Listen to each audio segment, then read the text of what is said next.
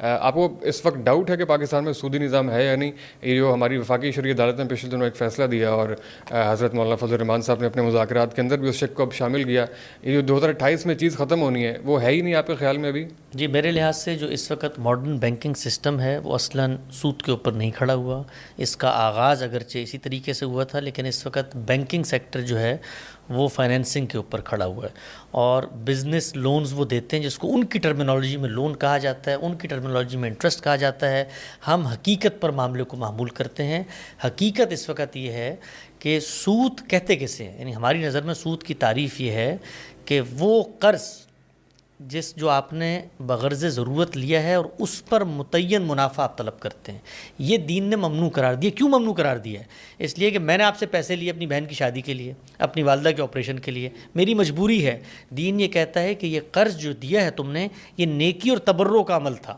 اب میں نے وہ پیسہ کنزیوم کر لیا، آپ مجھے یہ کہہ رہے ہیں کہ پہلے وہ پیسہ پیدا کرو اور پھر اس پہ زائد کا مطالبہ کرنے کہ وہ بھی میں آپ کو ادا کروں. یہ میرے ساتھ ظلم ہے. اس وجہ سے دین نے سود کو ممنوع قرار دیا.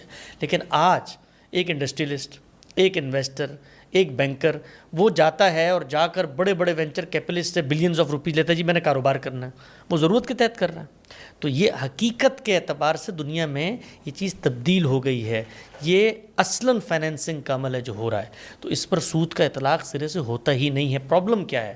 پرابلم یہ ہے کہ ایک طرف مولوی حضرات اس چیز کو ماننے کو تیار نہیں ہے کہ وہ حقیقت کے طور پہ معاملے کو دیکھیں، اور دوسری طرف جو ہمارا کلاسیکل بینکنگ سسٹم ہے وہ جن اصطلاحات کو وجود پذیر کر چکا ہے ان سے باہر نکلنے کو تیار نہیں ہے.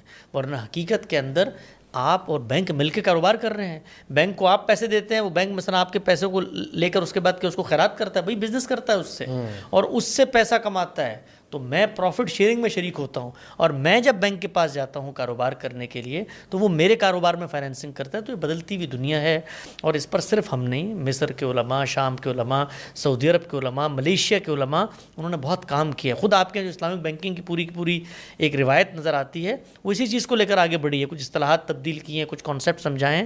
تو حقیقت کے اعتبار سے میں اس چیز کو تسلیم نہیں کرتا کہ جو موجودہ بینکنگ سسٹم ہے یہ سود پہ کھڑا ہے. جو صرفی قرضے ہیں، میں نے پچھلے دنوں تحقیق کی امریکہ کے بینکنگ سسٹم پہ، جو پرسنل لونز ہوتے ہیں ان کی تعداد 5% بھی نہیں ہے. آپ جائیں کسی بینک کے پاس اور ان سے کہیں جی مجھے علاج کے لیے پیسے چاہیے، کوئی دے گا بینک آپ کو؟ وہ آپ سے کہے گا بزنس پلان لے کر آؤ، کام کیا کرتے ہو، تمہارے بزنس پہ ہم انویسٹ کرتے ہیں. تو ان چیزوں پر بھی غور و فکر کی ضرورت ہے. باقی آپ خاتمہ کرنا چاہتے ہیں، اعلان کرنا چاہتے ہیں، جو چاہیں کریں، دنیا اپنے طریقے سے. آپ نے بہت سارے ممالک کا نام لیا کہ وہاں کے علماء، لیکن پاکستان کا آپ سے نام لیا کہ پاکستان کے تو تمام تر علماء وفاقی شرعی عدالت کے اندر جو ہے وہ مقدمہ لے کر گئے ہوئے تھے اور اس کی فتح کا جشن بھی منایا.